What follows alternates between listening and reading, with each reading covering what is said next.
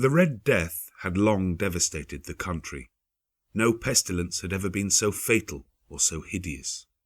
Blood was its avatar, and its seal, the redness and horror of blood. There were sharp pains and sudden dizziness, and then profuse bleeding at the pores with dissolution. The scarlet stains upon the body, and especially upon the face of the victim, were the pest ban which shut him out from the aid and from the sympathy of his fellow men. And the whole seizure, progress, and termination of the disease were the incidents of half an hour. But the Prince Prospero was happy and dauntless and sagacious. When his dominions were half depopulated, he summoned to his presence 1,000 hale and light-hearted friends from among the knights and dames of his court, and with these retired to the deep seclusion of one of his castellated abbeys. This was an extensive and magnificent structure, the creation of the prince's own eccentric yet august taste. A strong and lofty wall girdled it in. This wall had gates of iron. The courtiers, having entered, brought furnaces and massy hammers and welded the bolts. They resolved to leave means neither of ingress nor egress to the sudden impulses of despair or of frenzy from within. The abbey was amply provisioned. With such precautions the courtiers might bid defiance to contagion. The external world could take care of itself. In the meantime it was folly to grieve or to think. The prince had provided all the appliances of pleasure. There were buffoons, there were improvisatori, there were ballet dancers, there were musicians, there was beauty, there was wine. All these and security were within. Without was the Red Death. It was towards the close of the 5th or 6th month of his seclusion, and while the pestilence raged most furiously abroad, that the Prince Prospero entertained his 1,000 friends at a masked ball of the most unusual magnificence. It was a voluptuous scene, that masquerade. But first let me tell of the rooms in which it was held. These were 7, an imperial suite. In many palaces, however, such suites form a long and straight vista, while the folding doors slide back nearly to the walls on either hand, so that the view of the whole extent is scarcely impeded. Here the case was very different, as might have been expected from the Duke's love of the bizarre. The apartments were so irregularly disposed that the vision embraced but little more than one at a time. There was a sharp turn at every 20 or 30 yards, and at each turn a novel effect. To the right and left, in the middle of each wall, a tall and narrow Gothic window looked out upon a closed corridor which pursued the windings of the suite. These windows were of stained glass, whose colour varied in accordance with the prevailing hue of the decorations of the chamber into which it opened. That at the eastern extremity was hung, for example, in blue, and vividly blue were its windows. The second chamber was purple in its ornaments and tapestries, and here the panes were purple. The third was green throughout, and so were the casements. The fourth was furnished and lighted with orange, the fifth with white, the sixth with violet.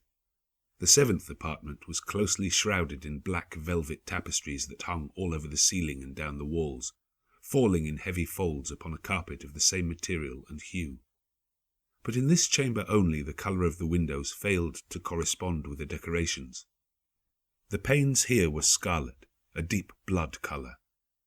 Now in no one of the 7 apartments was there any lamp or candelabrum amid the profusion of golden ornaments that lay scattered to and fro or depended from the roof. There was no light of any kind emanating from lamp or candle within the suite of chambers. But in the corridors that followed the suite, there stood opposite to each window a heavy tripod bearing a brazier of fire, that projected its rays through the tinted glass and so glaringly illumined the room. And thus were produced a multitude of gaudy and fantastic appearances. But in the western or black chamber the effect of the firelight that streamed upon the dark hangings through the blood-tinted panes was ghastly in the extreme, and produced so wild a look upon the countenances of those who entered, that there were few of the company bold enough to set foot within its precincts at all. It was in this apartment also that there stood against the western wall a gigantic clock of ebony. Its pendulum swung to and fro with a dull, heavy, monotonous clang, and when the minute hand made the circuit of the face, and the hour was to be stricken. There came from the brazen lungs of the clock a sound which was clear and loud and deep and exceedingly musical, but of so peculiar a note and emphasis that, at each lapse of an hour, the musicians of the orchestra were constrained to pause momentarily in their performance, to hearken to the sound. And thus the waltzers perforce ceased their evolutions, and there was a brief disconcert of the whole gay company, and while the chimes of the clock yet rang, it was observed that the giddiest grew pale, and the more aged and sedate passed their hands over their brows, as if in confused reverie or meditation. But when the echoes had fully ceased, a light laughter at once pervaded the assembly. The musicians looked at each other and smiled, as if at their own nervousness and folly, and made whispering vows each to the other that the next chiming of the clock should produce in them no similar emotion. And then, after the lapse of 60 minutes, which embrace 3,600 seconds of the time that flies, there came yet another chiming of the clock, and then were the same disconcert and tremulousness and meditation as before. But in spite of these things, it was a gay and magnificent revel. The tastes of the Duke were peculiar. He had a fine eye for colours and effects. He disregarded the decora of mere fashion. His plans were bold and fiery, and his conceptions glowed with barbaric lustre. There are some who would have thought him mad. His followers felt that he was not. It was necessary to hear and see and touch him to be sure that he was not. He had directed in great part the movable embellishments of the 7 chambers upon occasion of this great fete, and it was his own guiding taste which had given character to the masqueraders. Be sure they were grotesque. There were much glare and glitter and piquancy and phantasm, much of what has been since seen in Hernani.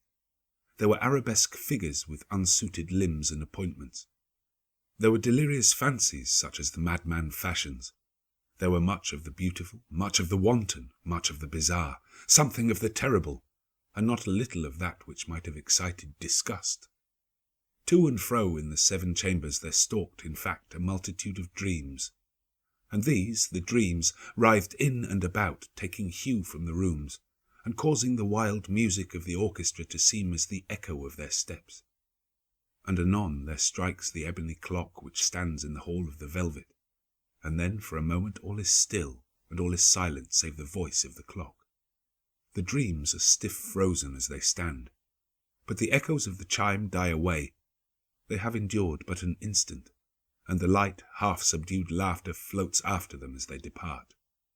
And now again the music swells, and the dreams live and writhe to and fro more merrily than ever, taking hue from the many-tinted windows through which stream the rays from the tripods. But to the chamber which lies most westwardly of the 7, there are now none of the maskers who venture, for the night is waning away, and there flows a ruddier light through the blood-coloured panes, and the blackness of the sable drapery appalls, and to him whose foot falls upon the sable carpet, there comes from the near clock of ebony a muffled peal more solemnly emphatic than any which reaches their ears who indulged in the more remote gaieties of the other apartments. But these other apartments were densely crowded, and in them beat feverishly the heart of life, and the revel went whirlingly on, until at length there commenced the sounding of midnight upon the clock. And then the music ceased, as I have told, and the evolutions of the waltzers were quieted, and there was an uneasy cessation of all things as before.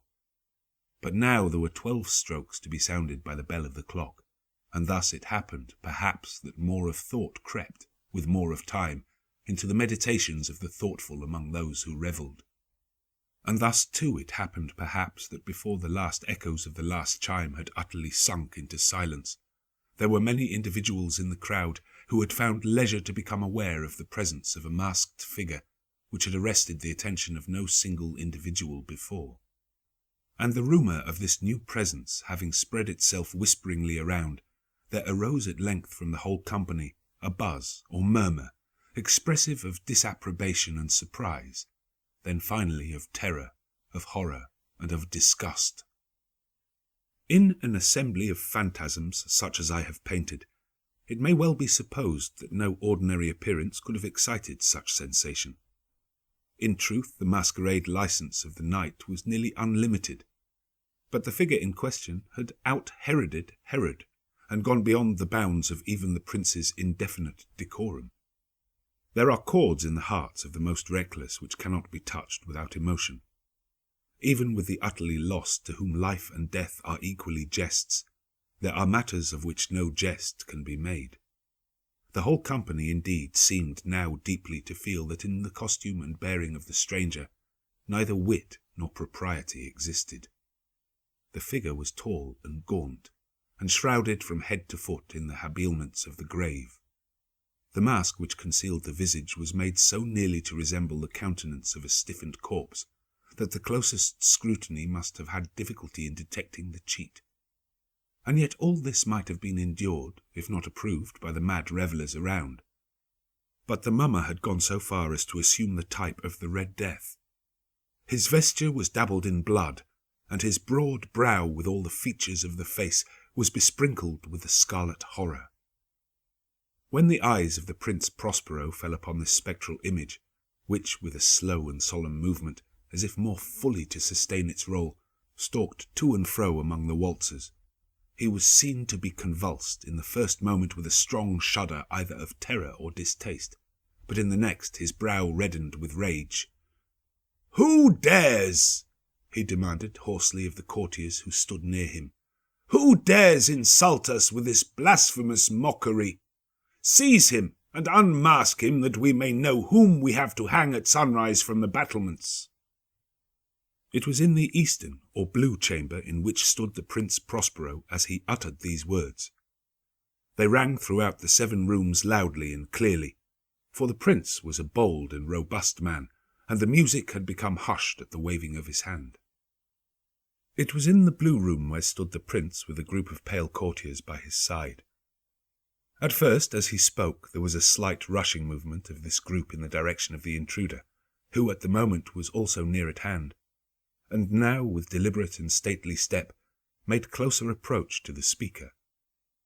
But from a certain nameless awe with which the mad assumptions of the mummer had inspired the whole party, there were found none who put forth hand to seize him, so that unimpeded he passed within a yard of the prince's person, and, while the vast assembly, as if with one impulse, shrank from the centres of the rooms to the walls, he made his way uninterruptedly, but with the same solemn and measured step which had distinguished him from the first, through the blue chamber to the purple, through the purple to the green, through the green to the orange, through this again to the white, and even thence to the violet, ere a decided movement had been made to arrest him. It was then, however, that the Prince Prospero, maddening with rage and the shame of his own momentary cowardice, rushed hurriedly through the 6 chambers, while none followed him on account of a deadly terror that had seized upon all. He bore aloft a drawn dagger, and had approached in rapid impetuosity to within 3 or 4 feet of the retreating figure, when the latter, having attained the extremity of the velvet apartment, turned suddenly and confronted his pursuer. There was a sharp cry, and the dagger dropped gleaming upon the sable carpet, upon which instantly afterwards fell prostrate in death the Prince Prospero. Then, summoning the wild courage of despair, a throng of the revellers at once threw themselves into the black apartment, and, seizing the mummer, whose tall figure stood erect and motionless within the shadow of the ebony clock, gasped in unutterable horror at finding the grave cerements and corpse-like mask which they handled with so violent a rudeness, untenanted by any tangible form. And now was acknowledged the presence of the Red Death. He had come like a thief in the night, and one by one dropped the revellers in the blood-bedewed halls of their revel, and died each in the despairing posture of his fall. And the life of the ebony clock went out with that of the last of the gay, and the flames of the tripods expired, and darkness and decay and the Red Death held illimitable dominion over all.